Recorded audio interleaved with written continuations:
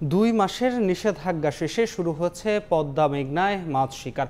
অন্যদিকে 3 মাসের জন্য রাঙামাটির কাপ্তাই হ্রদে শুরু হচ্ছে মাছ শিকারে নিষেধাজ্ঞা। জাটকা সংরক্ষণে মার্চ এপ্রিল 2 মাস দেশের 5টি অভয়াশ্রমে ছিল মাছ ধরার উপর নিষেধাজ্ঞা। সেই নিষেধাজ্ঞা শেষ হয় বুধবার মধ্যরাতে।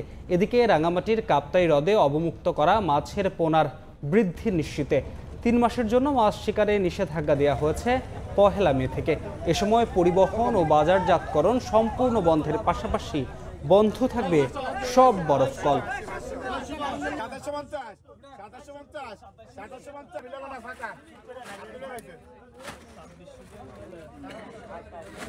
অভিযানের শেষে ইলিশ মাছ পাওয়া যাইতেছে না, জানি না আমাদের ভাগ্য কি আছে। অভিযান কিন্তু সাকসেস। যা পাইছি কিছু মতো যা আছে আল্লাহ দিয়েছে।